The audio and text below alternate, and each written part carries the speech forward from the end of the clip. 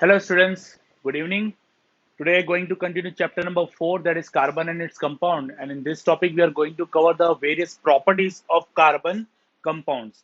So there are some properties like oxidation, addition reaction, substitution reaction. These all properties we are going to see along with its properties. So let's see. Chemical properties of carbon compounds. Some of the important chemical properties of carbon compounds are as follows. The first one is combustion.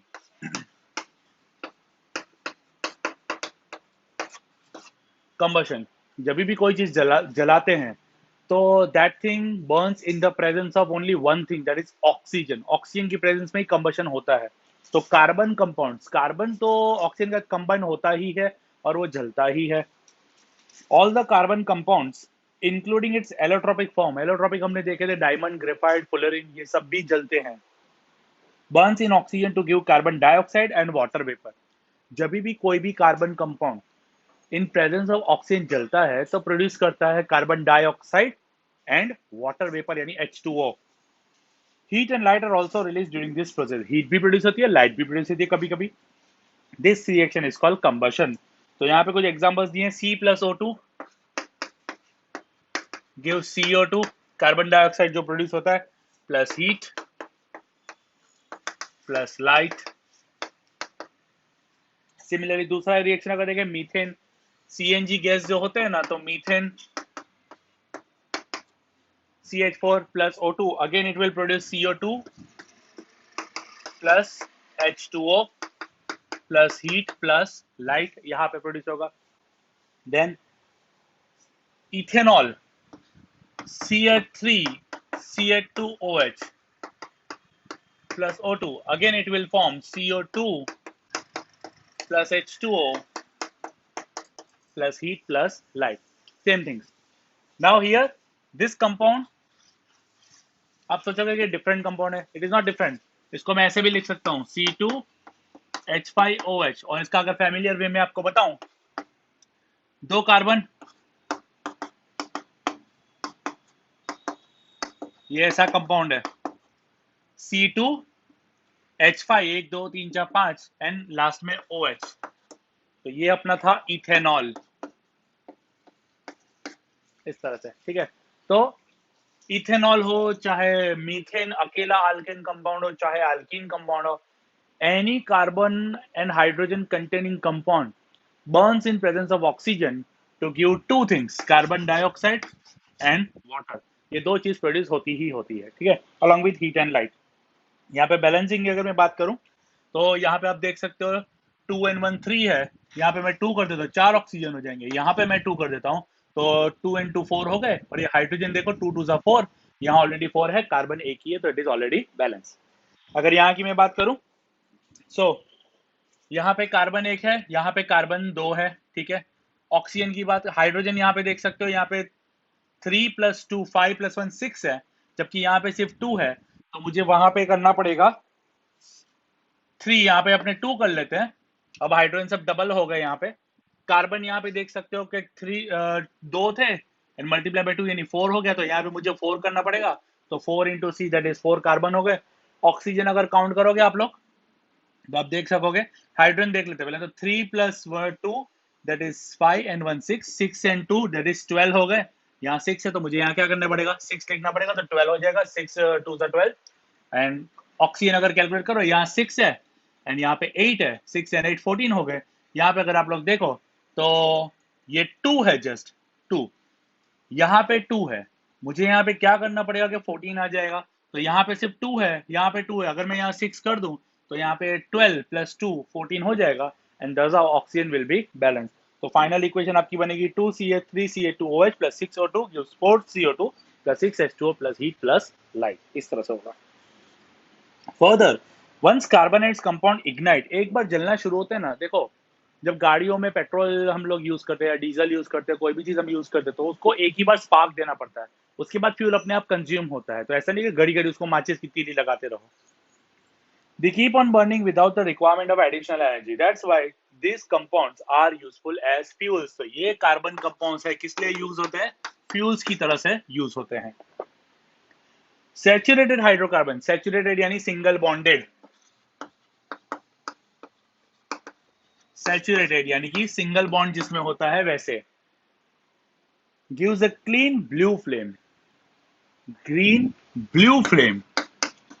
Blue flame कब आती है? जब complete combustion होता है, जब fuel पूरी तरह से जलता है, यानी कि जितने भी कार्बन और हाइड्रोजन के पार्टिकल्स है वो अच्छे से कंबस्ट हो जाते हैं, तब ब्लू कलर की फ्लेम चलती है। आपने देखा होगा गैस स्टोव जब नया नया होता है, तो जब आप गैस स्टोव जब चालू करते हैं तो ब्लू फ्लेम निकलती है, ठीक है। फिर कुछ महीनों बाद या जब वो उसके जो होल्स होते हैं गैस स्टोव पे, वो जब भर जाते हैं, वो चौकअप हो जाते हैं, तो येलोइश कलर की फ्लेम दिखती है। इसकी वजह से आपके जो बर्तन है ना वो भी काले हो जाते होंगे।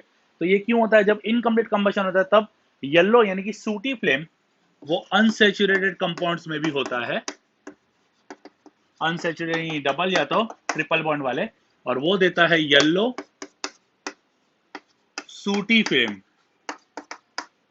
सूटी का मतलब ब्लैक फ्लेम, ठीक है। वो इनकम्प्लीट कंबशन होता है तब। Unsaturated hydrocarbon give yellow flame with lot of black smoke as they do not undergo complete combustion। यहाँ पे जो combustion होता है इसके अंदर वो होता है incomplete combustion, पूरी तरह से combustion होता नहीं है। तो सैचुरेटेड और अनसैचुरेटेड में ये डिफरेंस है। यहाँ इनकम्प्लीट कंबशन होता है, यहाँ पे कंप्लीट कंबशन होता है, इसलिए यहाँ पे ब्लू फ्लेम जलती है, यहाँ पे येलो फ्लेम होती है।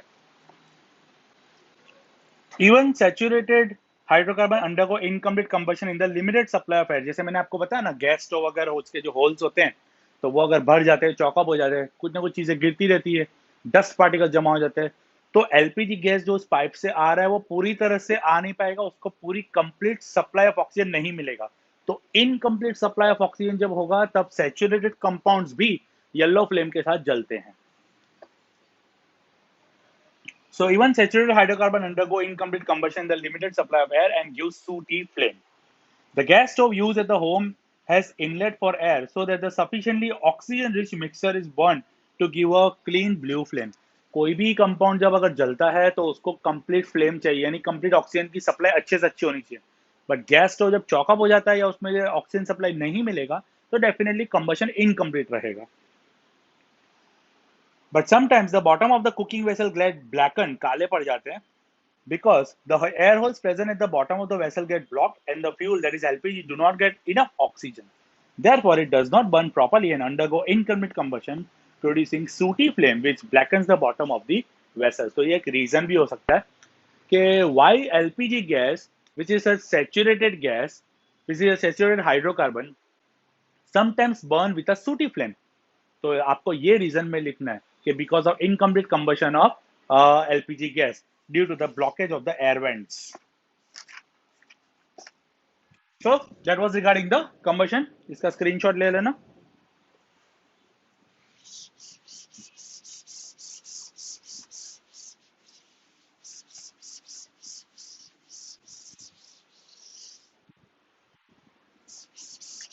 अब दूसरी प्रॉपर्टी हम लोग जो देखेंगे वो है ऑक्सीडेशन। ऑक्सीडेशन पहले भी देख चुके हैं, फर्स्ट चैप्टर में ही देख चुके हैं।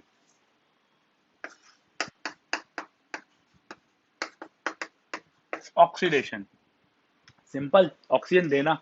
रिएक्शन में जब कोई कंपाउंड किसी दूसरे कंपाउंड को ऑक्सीजन देता है तो उस रिएक्शन को बोलते हैं oxidation reaction.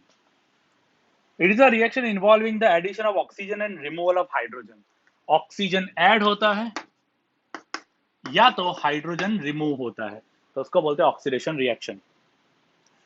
Alcohols can be oxidized to carboxylic acid by heating them in the presence of oxidizing agents like alkaline KMNO4, that is potassium permanganate, or acidified K2Cr2O7, that is potassium dichromate.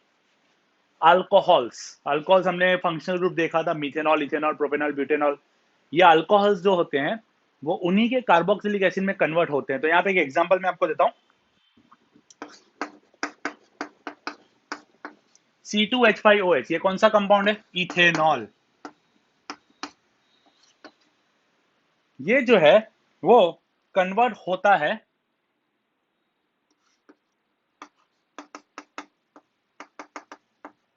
Alkaline KMNO4 या तो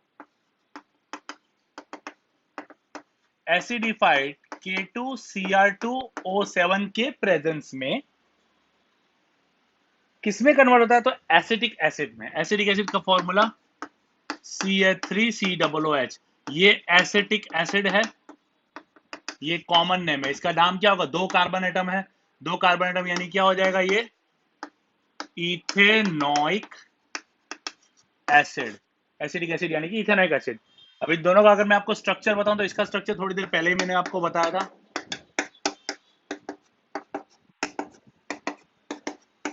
ये हो गया अपना ethanol. जबकि अगर मैं इसकी बात करूं,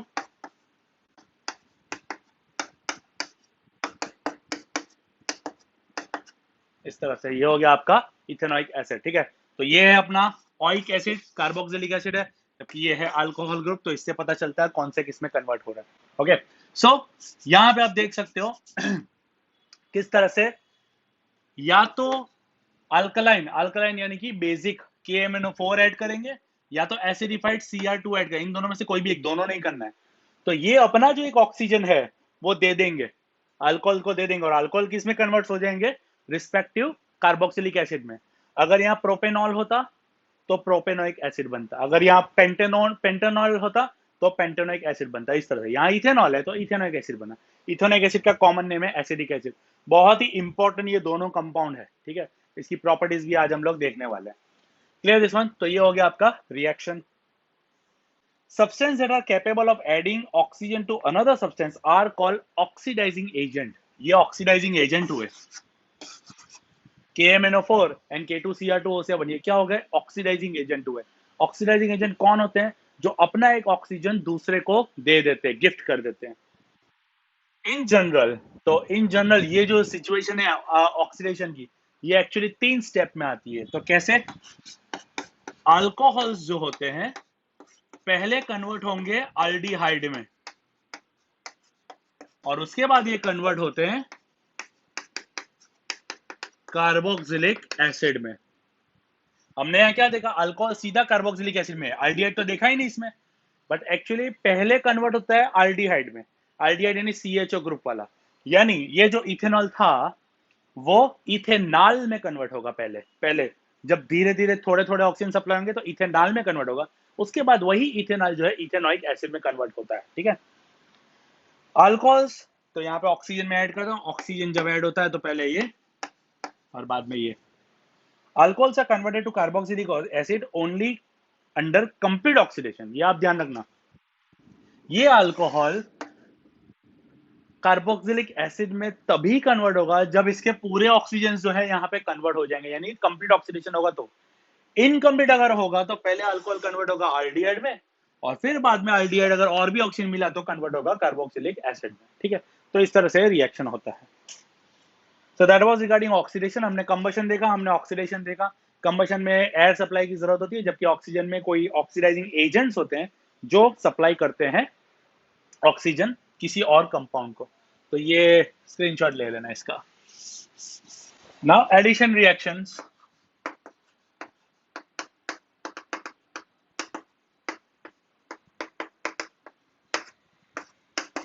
नाम से ही पता चल रहा है, addition reaction means a reagent is added to a compound without losing anything to convert an unsaturated hydrocarbon to a saturated hydrocarbon. Double bond या ट्रिपल बॉन्ड वाला कोई कार्बन कंपाउंड, उसके अंदर अगर कोई रिएजेंट हम ऐड कर रहे हैं इन द प्रेजेंस ऑफ कैटालिस्ट, तो वो अनसैचुरेटेड हाइड्रोकार्बन सैचुरेटेड यानी सिंगल बॉन्ड में कन्वर्ट हो जाता है। तो क्या एग्जांपल मैं आपको दिखाता हूं, पहले तो डेफिनेशन देख लो। The reaction in which a reagent completely adds to a reactant without removing a small molecule are called addition reaction. Example hydrogenation का यहां पे मैं दूंगा आपको। हाइड्रोजनेशन, नाम से ही पता चल रहा है कि हाइड्रोजन ऐड हो रहा है। हाइड्रोजन जो है वो ऐड होगा किसके प्रेजेंस में? तो पैलेडियम और निकल कैटालिस्ट के प्रेजेंस में। अब कैटालिस्ट आपको पता है केमिस्ट्री में कैटालिस्ट क्या होता है? Catalyst are those substance which doesn't take part in the reaction but speed ups the reaction, उसको बोलते हैं कैटालिस्ट। ठीक है, so an addition of hydrogen that is called hydrogenation, जो प्रोसेस हम लोग देखेंगे, In the presence of catalysts like palladium or nickel, to unsaturated hydrocarbon produces saturated hydrocarbon.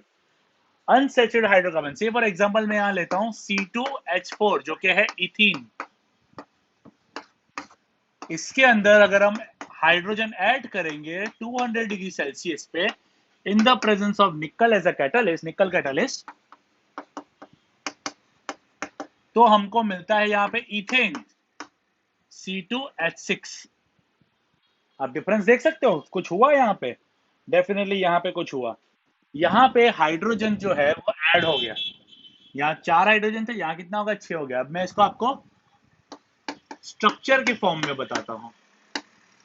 ये इथीन था, यानी डबल बॉन्ड है कार्बन के बीच में, ठीक है। ये निकल कैटलिस्ट हो गया अपना। H2 यहाँ पे ऐड हो रहा है, यहाँ पे 200 डिग्री सेल्सियस, तो ये क्या हो जाएगा? सबसे पहले तो डबल बॉन्ड टूटेगा, और जब डबल बॉन्ड अगर निकल जाता है तो हमको 2 हाइड्रोजन आगे पीछे यहाँ पे ऐड कर देने पड़ते हैं। ये था अपना इथीन और ये हो गया इथेन। सिंगल बॉन्ड हो गया ना, इथीन और इथेन। इसी तरह से अगर प्रोपीन होता तो प्रोपेन हो जाता। अगर ट्रिपल बॉन्ड वाला होता तो 2 बार प्रोसीजर होती। पहले एक बार हाइड्रोजन ऐड होगा तो पहले इथाइन से इथीन बनता, 2 हाइड्रोजन ऐड हो रहे, उसके बाद और वापस से एक बार सेम ये रिएक्शन होता तो और हाइड्रोजन ऐड करते तो वहां पे इथीन से फिर इथाइन बनता। तो अनसैचुरेटेड ट्रिपल बॉन्ड से पहले डबल बॉन्ड में आएगा, फिर डबल बॉन्ड से सिंगल बॉन्ड में आ जाएगा। इन शॉर्ट, अनसैचुरेटेड कंपाउंड से सैचुरेटेड कंपाउंड में जब हाइड्रोजन ऐड होता है तो इस प्रोसेस को बोलते हैं हाइड्रोजनेशन, इस रिएक्शन को बोलते हैं एडिशन रिएक्शन, ठीक है। The abound reaction is commonly used in the hydrogenation of vegetable oils. हम जो घर में कुकिंग ऑयल यूज करते हैं ना, वो कुकिंग ऑयल जो होता है वेजिटेबल ऑयल होता है, ग्राउंडनट का होता है या कॉर्न का होता है, बहुत सारे होते हैं कुकिंग ऑयल। तो ये कुकिंग ऑयल जो होते हैं ना, वो अनसैचुरेटेड फॉर्म में होते हैं। जब हाइड्रोजन ऐड होता है जो कि प्रोसेस में होता है, तो उसमें फिर वो सैचुरेटेड में कन्वर्ट हो जाता है वो। There are unsaturated compound using a nickel catalyst. ना हमको कौन सा ऑयल खाना चाहिए? देखो बच्चों, वेजिटेबल ऑयल्स जो होते हैं ना, वेजिटेबल ऑयल यही सेफ है खाने के लिए, क्योंकि ये अनसैचुरेटेड कंपाउंड्स हैं। ये डाइजेस्ट इजीली हो जाते हैं, कोलेस्ट्रॉल डिपॉजिट करवाते नहीं, ठीक है, as compare to animal oil, यानी animal fats.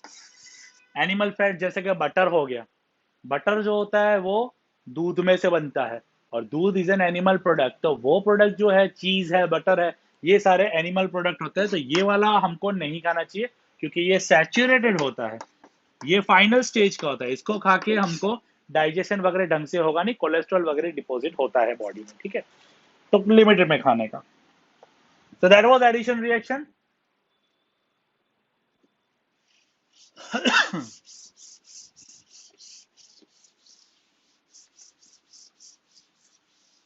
Now substitution reaction. Substitution हमारा डिस्प्लेसमेंट देखा था ना केमिस्ट्री में फर्स्ट चैप्टर में, कुछ वैसा ही है सब्स्टिट्यूशन रिएक्शन।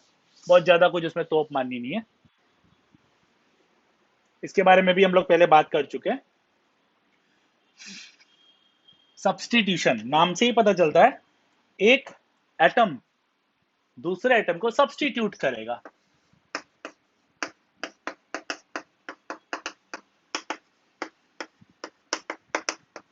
सब्स्टिट्यूशन रिएक्शन, ठीक है।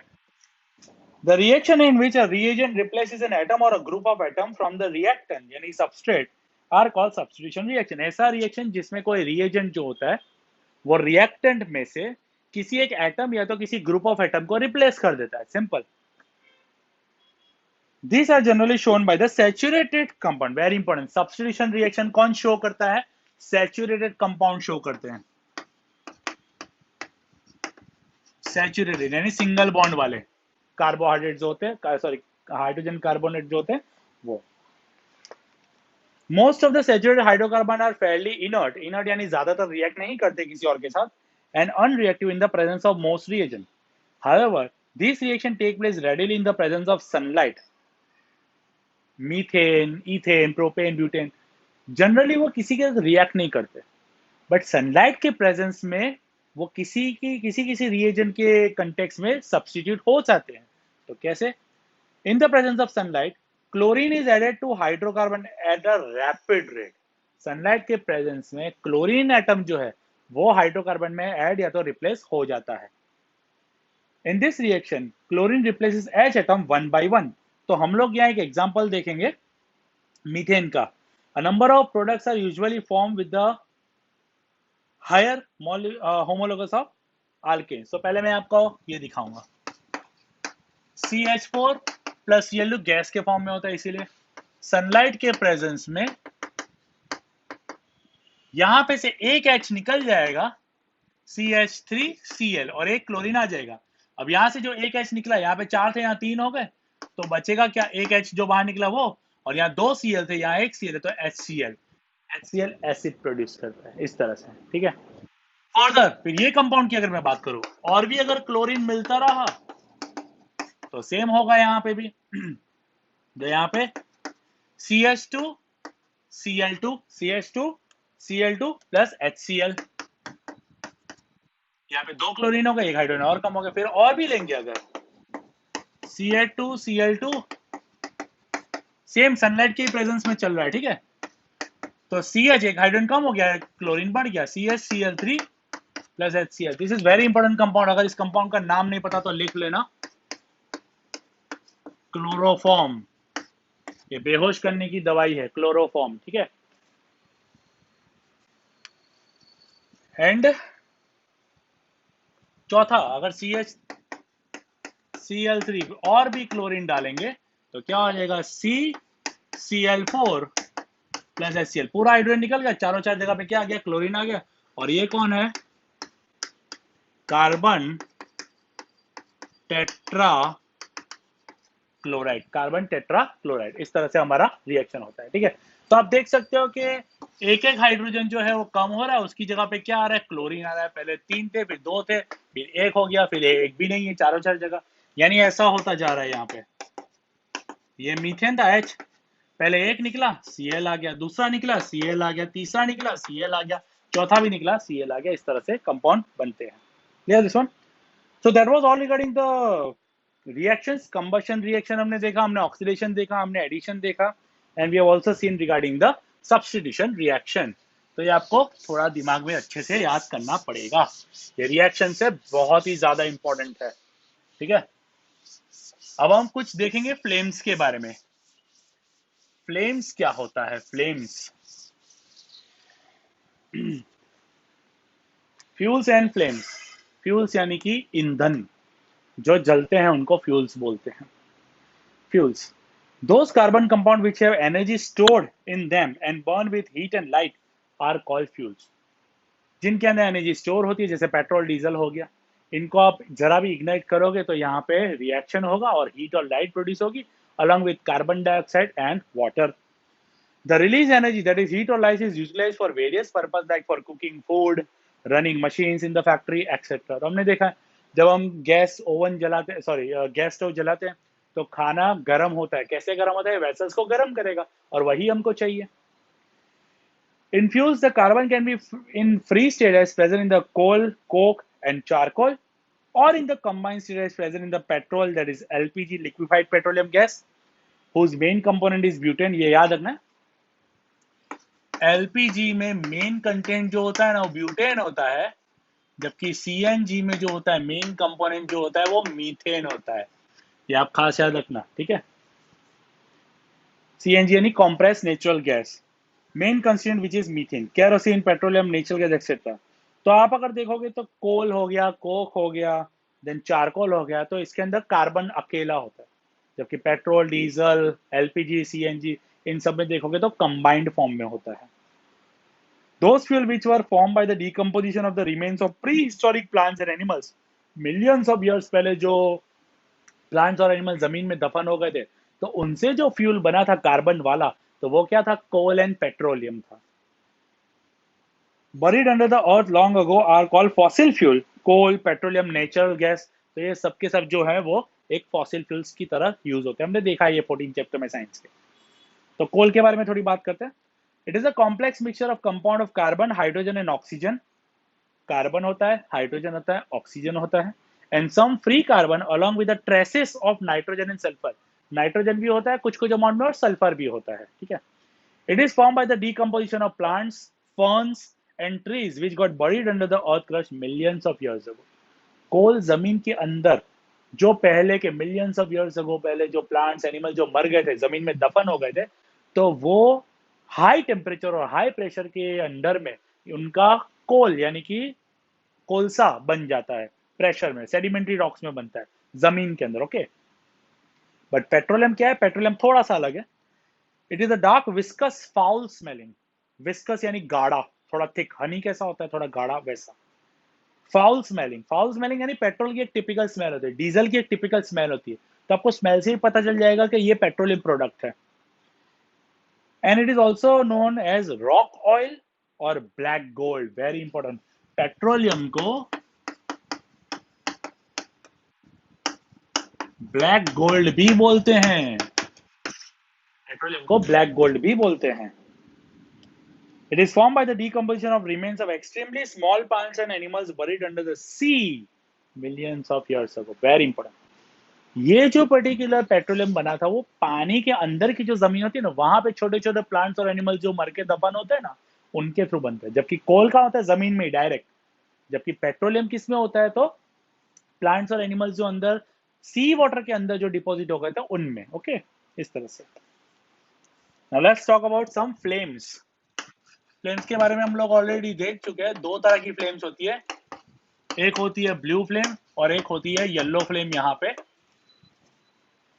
अ flame is a region where combustion of the burning of the gaseous substance take place. Flame क्या होता है, जहां पे कंबशन हो रहा होता है। Depending upon the amount of oxygen available and the burning of fuels, flames are of two types. कितना ऑक्सीजन मिल रहा है, तो उसके बेसिस पे दो तरह की फ्लेम्स होती है। पहली ब्लू और नॉन ल्यूमिनस फ्लेम। ब्लू जो होती है वो नॉन ल्यूमिनस होती है। ल्यूमिनस का मतलब वो शाइन नहीं करती, वो ब्राइट नहीं करती है, हल्की फुल्की दिखती है, बस blue colour, dark blue colour. When the oxygen supply sufficient, जब बराबर सा ऑक्सीजन मिल रहा हो, the fuel burns completely producing blue flame and no light is produce. Light ज्यादा प्रोड्यूस नहीं होती, ठीक है। Example burning of LPG in the gas stove. जो गैस स्टोव में जो एलपीजी बर्न होता है, जब ब्लू कलर की फ्लेम से होता है, आप देख लेना वो, तो वो कंप्लीट कंबशन कहलाता है। जबकि येलो और ल्यूमिनस, कैंडल जो होती है ना कैंडल, उसका ल्यूमिनस होता है। कैंडल जब जलती है तो उसका कंप्लीट कंबशन नहीं होता, कैंडल के येलो फ्लेम होती है या ऑरेंज फ्लेम उसको बोलते हैं, बट वो ब्लू कभी नहीं होती क्योंकि इनकम्प्लीट कंबशन हो रहा होता है, इसीलिए। In the insufficient supply of air, air supply तो है बट उस पर्टिकुलर प्रोडक्ट तक जो वैक्स होता है वहां तक वो एयर सप्लाई अच्छे से नहीं पहुंचता। The fuel Burns incompletely and produce yellow flame because of the presence of unburn carbon particle, that is burning of wax vapour. Paraffin वगैरह जितने भी कंपाउंड्स है, तो ये सारे के सारे जो है वो इसी तरह के कंपाउंड्स है जो अच्छे से नहीं चलते। तो दो तरह की फ्लेम यहाँ पे है, blue and yellow, okay. Welding भी आपने देखा होगा, ऑक्सी एसिटिलीन फ्लेम उसको बोलते हैं। तो उसमें ऑक्सीजन सप्लाई जब पूरी तरह से होगा तो ब्लू फ्लेम के साथ वो जलती है। तो उसके बारे में भी हम लोग डिस्कस बाद में करेंगे, ठीक है। तो that was all regarding the properties of carbon compound. बहुत ही इंपॉर्टेंट टॉपिक था। हमने फ्लेम्स के बारे में भी देखा और हमने ये पूरे के पूरे जो चार टाइप के कंबशन रिएक्शंस थे, कंबशन हो गया, ऑक्सीडेशन हो गया, एडिशन हो गया जिसको हाइड्रोजनेशन भी बोलते हैं, एंड सब्स्टिट्यूशन रिएक्शन, वो भी हमने देखा, ठीक है। तो आज की वीडियो में बस इतना ही, बाकी का हम लोग नेक्स्ट वीडियो में देखेंगे। Thank you very much.